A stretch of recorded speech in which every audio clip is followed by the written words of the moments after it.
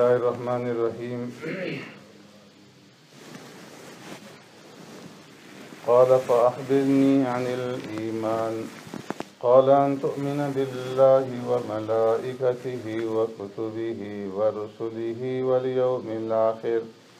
وتؤمن بالقدر خيره وشره أو كما قال عليه الصلاة والسلام صدق رسول اللہ صلی اللہ علیہ وسلم۔ ایمان کے ارکان کے بارے میں آپ حضرات کے سامنے بیان ہو رہا ہے۔ اس سے پہلے 4 ارکان کے بارے میں بیان ہو چکا۔ اللہ کی ذات کے اوپر ایمان لانا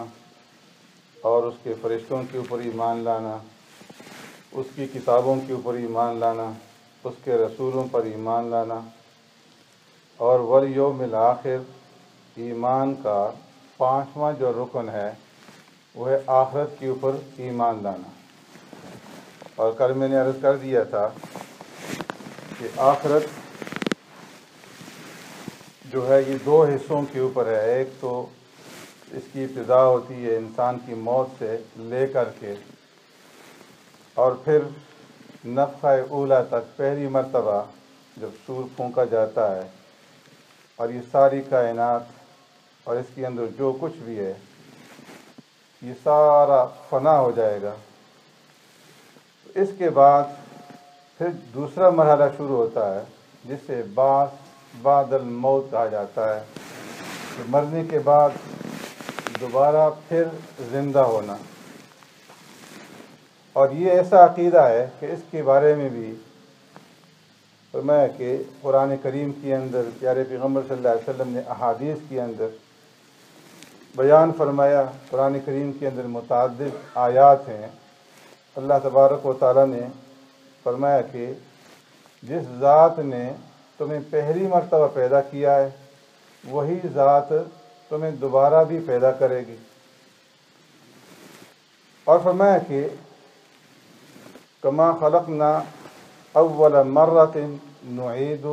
وعدا علینا انا کنا فاعلین، جس طرح ہم نے پہلی مرتبہ تمہیں پیدا کیا تھا، نعید دوبارہ پھر ہم تمہیں پیدا کریں گے۔ اور فرمایا کہ یہ ہمارا وعدہ ہے جسے ہم پورا کر کے رہیں گے۔ اور ایک مقام پہ فرمایا کہ وَأَنَّ السَّاعَةَ آتِيَةٌ لَا رَيْبَ فِيهَا وَأَنَّ اللَّهَ يَبْعَثُ مَنْ فِي الْقُبُورِ، کہ قیامت ضرور آ کر کے رہے گی، اس کے آنے میں کوئی شک نہیں ہے، اور جو لوگ قبروں کے اندر ہیں اللہ تبارک و تعالیٰ ان کو دوبارہ زندہ کریں گے، دوبارہ اٹھائیں گے۔ اور اسی طرح ایک مقام پہ فرمایا کہ جس وقت سور کے اندر پھونکا جائے گا فَإِذَا هُم مِّنَ الْأَجْدَاثِ إِلَىٰ رَبِّهِمْ يَنْسِلُونَ، تو یہ لوگ اپنے رب کی طرف دوڑتے ہوئے چلے آئیں گے۔ تو فرمایا کہ جب پہلی مرتبہ سور پھونکا جائے گا اور یہ ساری کائنات ختم ہو جائے گی تو اس کے بعد 40 سال تک یہ سلسلہ اسی طرح سے رہے گا۔ بعض روایت سے معلوم ہوتا ہے کہ پیارے پیغمبر صلی اللہ علیہ وسلم نے صرف 40 کا عدد ذکر فرمایا کہ 40 تک اسی طرح یہ رہے گا، اور پھر 40 سال کے بعد اللہ تبارک و تعالیٰ دوبارہ حضرت اسرافیل علیہ السلام کو پیدا فرمائیں گے اور انہیں حکم دیں گے کہ دوبارہ سور پھونکو۔ تو اسرافیل علیہ السلام دوبارہ سور پھونکیں گے تو سب سے پہلے فرمایا کہ جو حاملین عرش ہیں، عرش کو اٹھانے والے فرشتے ہیں، وہ اٹھیں گے، اور اس کے بعد پھر حضرت جبرائیل علیہ السلام، میکائیل علیہ السلام اور حضرت اسرائیل علیہ السلام یہ اٹھیں گے، اور پھر اس کے بعد اللہ تبارک و تعالیٰ اس زمین کو اور آسمان کو اور چاند اور سورج کو پیدا فرمائیں گے۔ فرمایا کہ یہ جو زمین اس وقت موجود ہے یہ ختم ہو جائے گی، پھر نئے سرے سے اللہ تبارک و تعالیٰ نئی زمین کو پیدا کریں گے، اور وہ زمین جو ہوگی اس زمین کے مقابلے میں کئی گنا زیادہ بڑی ہوگی، کہ جس کے اندر اولین جتنے بھی انسان ہیں آدم علیہ السلام سے لے کر کے قیامت تک آنے والے وہ سب جمع ہوں گے، اللہ رب العزت کا عرش عظیم بھی ہوگا۔ تو اللہ تبارک و تعالی زمین اور آسمان اور چاند اور سورج ان کو پیدا فرمائیں گے۔ پھر پیارے پیغمبر صلی اللہ علیہ وسلم نے ارشاد فرمایا کہ پھر اللہ بارش نازل فرمائیں گے، اور جس طرح بارش کے نزول کے بعد زمین سے سبزہ اگتا ہے، اس طریقے سے جو ذی روح چیزیں ہیں یہ زمین سے اگیں گی، نکلیں گی۔ اور فرمایا سب سے پہلے میری قبر شق ہوگی، اور سب سے پہلے زمین سے اٹھنے والوں میں سے میں ہوں گا۔ اور پھر میرے بعد حضرت عیسیٰ علیہ الصلوۃ والسلام، پھر حضرت ابوبکر صدیق اور عمر فاروق رضی اللہ تعالیٰ عنہ جو روزہ اطہر میں آپ صلی اللہ علیہ وسلم کے ساتھ موجود ہوں گے۔ اور پھر اس کے بعد دیگر انبیاء علیہ الصلوۃ والسلام اٹھیں گے، اور پھر صلحاء، علماء اور عام مومنین جو ہے پھر وہ اپنی قبروں سے اٹھیں گے، اور اٹھتے ہوئے یہ کہیں گے وقال الحمد للہ الذی اذهب عنا الحزن ان ربنا لغفور شکور۔ سب تعریفیں اس ذات کے لیے ہیں کہ جس نے ہم سے حزن کو، غم کو دور کر دیا۔ بے شک ہمارا پروردگار بڑا ہی مغفرت فرمانے والا اور قدردان ہے۔ اور فرمایا پھر اس کے بعد جو فساق ہیں اور کافر لوگ ہیں وہ اپنی اپنی قبروں سے اٹھیں گے، اور وہ اٹھتے وقت یہ کہیں گے قالوا یا ویلنا من بعثنا من مرقدنا، ہائے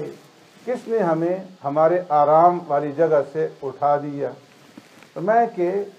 اس سے پہلے قبروں کے اندر ان لوگوں کے اوپر اللہ تبارک و تعالی آرام کا وقت لائیں گے کہ ان کو آرام کی چین کی نیند آئے گی، اور جس وقت یہ نفخہ ثانیہ ہوگا، یہ قبروں سے اٹھیں گے تو اس وقت یہ کہیں گے یا ویلنا من بعثنا من مرقدنا، ہائے افسوس ہمیں ہماری آرام دہ جگہوں سے کس نے اٹھا دیا۔ پیارے پیغمبر صلی اللہ علیہ وسلم نے ارشاد فرمایا کہ جس حالت کے اوپر انسان کا خاتمہ ہوگا اسی حالت کے اوپر انسان کو اٹھایا جائے گا۔ تحشرون کما تموتون وتموتون کما تحیون، کہ تمہارا حشر اسی حالت پر ہوگا کہ جس حالت کے اوپر تمہاری موت آئے گی،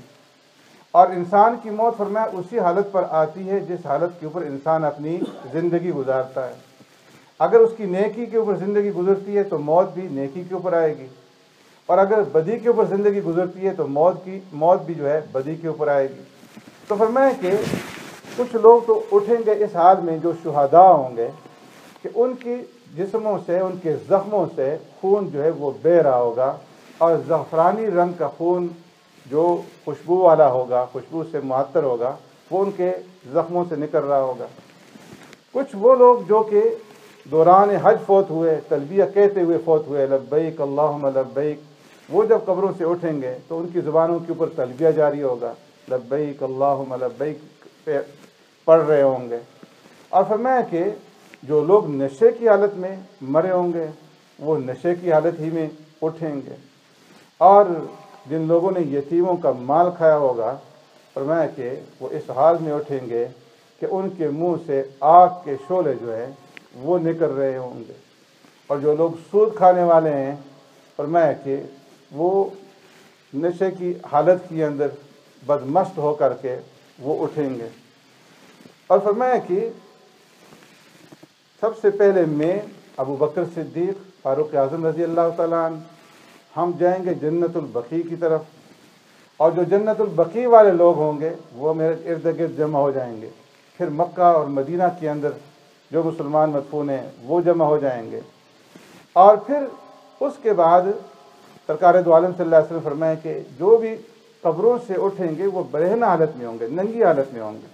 جن کا ختنہ نہیں ہوا ہوگا، داڑھی نہیں ہوگی، سر کے بال ہوں گے۔ اور جو لوگ دنیا کے اندر معذور ہیں، جو اندھے ہیں، بہرے ہیں، لنگڑے لولے ہیں، وہ بھی صحیح سلامت اٹھیں گے۔ اور سب سے پہلے جو لباس پہنایا جائے گا حضرت ابراہیم علیہ السلام کو جنت کا لباس پہنایا جائے گا۔ پھر اس کے بعد پیارے پیغمبر صلی اللہ علیہ وسلم کو ان سے بھی بہتر جنت کا جو لباس ہے وہ پہنایا جائے گا۔ اور پھر جو نیک لوگ ہیں، شہداء اور صالحین اور صدیقین، ان کو پہنایا جائے گا۔ بعض روایت سے معلوم ہوتا ہے کہ جس لباس کے اندر ان کو دفن کیا گیا تھا اسی لباس کے اندر وہ اٹھیں گے، یعنی کفن کے اندر۔ اور بعض روایت سے معلوم ہوتا ہے کہ جس لباس کے اندر ان کی موت آئی ہوئی ہوگی اس لباس کے اندر جو ہے انہیں اٹھایا جائے گا۔ اور اس کے بعد سرکار دو عالم صلی اللہ علیہ وسلم نے ارشاد فرمایا کہ پھر میرے لیے براق حاضر کی جائے گی۔ سرکار دو عالم صلی اللہ علیہ وسلم براق پہ سوار ہوں گے۔ حضرات حسنین سرکار دو عالم صلی اللہ علیہ وسلم کی جو ناقہ تھی، اونٹنی تھی، اس پہ سوار ہوں گے، اور جو مومنین ہوں گے اعلیٰ درجے کے، فرمایا ان کی سواری کے لیے جنتی اونٹ ہوں گے، اور عام مومنین اور فاسق لوگ جو ہیں وہ پیادہ چلیں گے، پیدل جو ہے راستہ طے کریں گے، اور جو کفار ہوں گے وہ سر کے بھل جو ہے گھسیٹتے ہوئے میدان محشر کی طرف روانہ ہوں گے۔ بعض روایات میں آتا ہے کہ سرکار دو عالم صلی اللہ علیہ وسلم نے ارشاد فرمایا کہ جب یہ لوگ قبروں سے اٹھیں گے، جو مومنین ہوں گے، تو ان کے سامنے ایک انتہائی خوبصورت انسان کھڑا ہوگا، خوبصورت جسامت والا۔ یہ دیکھ کر کے اسے کہیں گے کہ تم کون ہو؟ تو وہ کہے گا کہ میں تمہارا نیک اعمال ہوں، دنیا کے اندر میں نے تمہارے اوپر سواری کی تھی، آج تم میرے اوپر سواری کے لیے تیار ہو جاؤ۔ اور فرمایا کہ وہ نیک اعمال جو ہیں اس بندے کو اپنے اوپر سوار کر لیں گے، اور جو کفار ہوں گے یہ جب اٹھیں گے تو ان کے برے جو اعمال ہیں وہ انتہائی بری صورت کے اندر ان کے سامنے موجود ہوں گے۔ یہ پوچھیں گے تم کون ہو؟ تو وہ کہیں گے کہ ہم تمہارے برے اعمال ہیں، اور دنیا کے اندر تم نے ہمارے اوپر سواری کی، تو آج جو ہے ہم تمہارے اوپر سوار ہونے کے لیے تیار ہیں۔ تو سرکار دو عالم صلی اللہ علیہ وسلم نے فرمایا کہ یہ سب لوگ جو ہے میدان محشر کی طرف، حساب گاہ کی طرف روانہ ہوں گے، اور جو لوگ متکبرین ہوں گے، دنیا کے اندر تکبر کرنے والے ہوں گے، فرمایا ان کو چینٹیوں کی طرح لوگوں کے پاؤں کے اندر جو ہے ذلیل کیا جائے گا اور مسل دیا جائے گا۔ اور جس وقت یہ میدان محشر میں سارے کے سارے انسان جمع ہو جائیں گے، سورج جو ہے وہ 1 میل کی مسافت کے اوپر ہوگا، اور انتہائی حبس ہوگی، آسمان کے اوپر سے کڑک اور بجلیوں کے چمکنے کی آوازیں، انتہائی ہیبت ناک اور ڈراؤنی قسم کی آوازیں آئیں گی۔ لوگ اپنی اپنی بدعمالیوں کے بقدر پسینوں کے اندر ڈوبے ہوئے ہوں گے، کوئی جو ہے کسی کے پاؤں کے تلوے پسینے کے اندر ڈوبے ہوئے ہوں گے، اور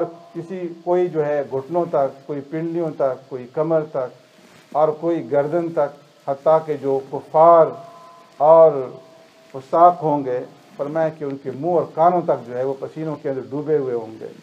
اور بھوک کی وجہ سے انتہائی برا حال ہوگا، لوگ انتہائی تنگ آ جائیں گے۔ تو اس وقت بعض روایات کے اندر سے معلوم ہوتا ہے کہ یہ سرکار دو عالم صلی اللہ علیہ وسلم کی جو امت ہے، امت مسلمہ، یہ آپ صلی اللہ علیہ وسلم کے ساتھ حوض کوثر پہ جائے گی، اور ان کو حوض کوثر سے پانی پلایا جائے گا۔ ہر ایک نبی کو وہاں پر حوض دیا جائے گا، اور سب سے بڑا جو حوض ہوگا وہ پیارے پیغمبر صلی اللہ علیہ وسلم کا ہوگا، جسے حوض کوثر کہا جاتا ہے، انا اعطیناک الکوثر، جسے خیر کثیر بھی کہا جاتا ہے۔ اور فرمایا کہ اس کا جو صرف دروازہ ہوگا وہ 1 مہینے کی مسافت کا ہوگا، اور اس کا پانی دودھ سے زیادہ سفید، شہد سے زیادہ میٹھا، برف سے زیادہ ٹھنڈا ہوگا، جنت سے 2 پرنالے اس کے اندر گر رہے ہوں گے، آسمان کے ستاروں سے زیادہ آبخورے پانی پینے کے برتن اس کے اوپر ہوں گے، اور ہر نبی کی امت کی اپنی اپنی علامت ہوگی، نشانی ہوگی، جس سے نبی اپنی امت کو پہچانے گا۔ اور پیارے پیغمبر صلی اللہ علیہ وسلم کی امت کی نشانی ان کے اعضائے وضو ہوں گے، کہ وضو کے اندر جن اعضاء کو انسان دھوتا ہے وہاں پر یہ اعضاء جو ہے چمک رہے ہوں گے۔ تو ان کو حوض کوثر سے جب سیراب کیا جائے گا تو فرمایا پھر اس کے بعد کبھی بھی ان کو پیاس نہ لگے گی، یہاں تک کہ جنت کے اندر داخل نہ ہو جائیں۔ بعض روایت سے معلوم ہوتا ہے کہ حوض کوثر کا یہ پانی پل صراط عبور کرنے کے بعد پلایا جائے گا۔ جب اس میدان محشر کے اندر لوگ تنگ آ جائیں گے تو اس وقت پھر حضرت آدم علیہ السلام کی طرف رجوع کریں گے کہ ہمارا حساب کتاب شروع ہو جائے اور اس مصیبت سے ہماری جان چھوٹ جائے۔ تو فرمایا کہ سب لوگ مل کر کے آدم علیہ السلام کے پاس جائیں گے، ان سے درخواست کریں گے کہ آپ اللہ کے یہاں ہماری سفارش کریں کہ حساب کتاب شروع ہو جائے اور ہمیں اس مصیبت سے نجات مل جائے۔ تو آدم علیہ السلام فرمائیں گے کہ آج اللہ رب العزت کی شان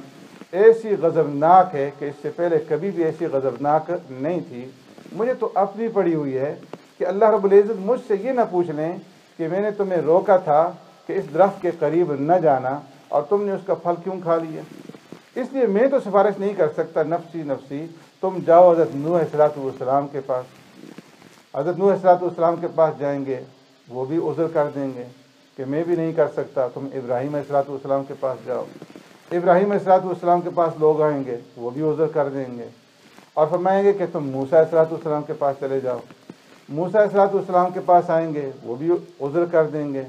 کہ اللہ رب العزت آج انتہائی غضبناک ہیں اور میرے ہاتھ سے ایک قبطی کا قتل ہو گیا تھا، اگر اللہ مجھ سے پوچھ لیں کہ تو نے یہ قتل کیوں کیا تھا تو میں کیا کروں گا، اس لیے میں سفارش نہیں کر سکتا۔ تم عیسیٰ علیہ السلام کے پاس جاؤ۔ عیسیٰ علیہ السلام کے پاس آئیں گے تو وہ بھی عذر کر دیں گے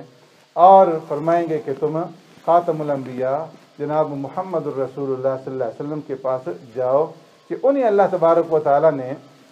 شفاعت کبریٰ کا درجہ اور مقام عطا فرمایا ہے۔ فرمایا کہ اب یہ سب لوگ مل کر کے سرکار دو عالم صلی اللہ علیہ وسلم کے پاس آئیں گے اور آپ صلی اللہ علیہ وسلم سے درخواست کریں گے کہ اے اللہ کے رسول، اللہ نے آپ کے پچھلے اور اگلے سب گناہوں کو معاف فرما دیا اور آپ کو یہ مرتبہ اور مقام عطا فرمایا، آپ سفارش فرمائیں کہ اللہ تبارک و تعالی ہمیں اس عذاب سے نجات دلا دے۔ تو سرکار دو عالم صلی اللہ علیہ وسلم فرمایا کہ سفارش فرمائیں گے اور فرمائیں گے کہ میں ہی ہوں کہ میں جو تمہاری شفاعت کروں گا، اور اس وقت فرمایا کہ سرکار دو عالم صلی اللہ علیہ وسلم پھر اللہ رب العزت کی طرف رجوع کریں گے اور حضرت جبرائیل علیہ السلام براق لے کر کے آئیں گے، آپ براق پر سوار ہوں گے، آسمان کی طرف جائیں گے اور آسمان کے اندر ایک مقام ہوگا، سارے انسان اس کو دیکھیں گے، آپ صلی اللہ علیہ وسلم اس مقام کے اندر داخل ہوں گے اور وہی وہ مقام ہوگا جس کو مقام محمود کہا جاتا ہے۔ اس مقام محمود میں داخل ہونے کے بعد سرکار دو عالم صلی اللہ علیہ وسلم اللہ رب العزت کی تجلی کا دیدار کریں گے تو سجدے میں گر پڑیں گے اور 7 دن 7 راتوں تک سجدے میں پڑے رہیں گے اور اللہ رب العزت کے سامنے سر بسجود رہیں گے۔ تو پھر اللہ تبارک و تعالیٰ فرمائیں گے کہ اے محمد صلی اللہ علیہ وسلم، سجدے سے سر اٹھاؤ، جو کہو گے سنا جائے گا، جو مانگو گے دیا جائے گا، اور جو شفاعت کرو گے تمہاری شفاعت کو قبول کیا جائے گا۔ سرکار دو عالم صلی اللہ علیہ وسلم سجدے سے سر اٹھائیں گے اور فرمائیں کہ پھر اللہ رب العزت کی حمد و ثنا بیان فرمائیں گے، اور ایسی حمد و ثنا بیان فرمائیں گے کہ اس سے پہلے اولین و آخرین میں سے کسی نے بھی اللہ رب العزت کی ایسی حمد و ثنا اور ایسی تعریف بیان نہیں کی ہوگی۔ اور پھر اس کے بعد سرکار دو عالم صلی اللہ علیہ وسلم عرض کریں گے کہ یا اللہ، جبرائیل علیہ السلام نے مجھ سے یہ کہا تھا کہ آج کے دن آپ مجھے خوش کریں گے اور جو میں کہوں گا آپ اسے پورا فرمائیں گے۔ آپ اللہ رب العزت فرمائیں گے کہ جبرائیل نے سچ فرمایا، جو تم کہو گے تمہاری بات مانی جائے گی، سفارش کرو گے تمہاری سفارش قبول کی جائے گی۔ تم جاؤ زمین کی طرف اور میں اپنی تجلیات کے ساتھ زمین کی طرف نزول کرتا ہوں اور اپنے بندوں کا حساب و کتاب شروع کرتا ہوں۔ سبحانک اللہم و بحمدک، نشہد ان لا الہ الا انت، نستغفرک۔ اللهم ربنا آتنا في الدنيا حسنة وفي الآخرة حسنة وقنا عذاب النار وقنا عذاب القبر وقنا عذاب الحشر وقنا عذاب الدين وقنا عذاب الميزان. اللهم إنا نعوذ بك من عذاب جهنم ونعوذ بك من عذاب القبر ونعوذ بك من فتنة المسيح الدجال ونعوذ بك من فتنة المحيا والممات. اللهم اغفر لنا ولإخواننا الذين سبقونا بالإيمان ولا تجعل في قلوبنا غلا للذين آمنوا ربنا إنك رؤوف رحيم. سبحان ربك رب العزة عما يصفون وسلام على المرسلين والحمد لله رب العالمين برحمتك يا رب.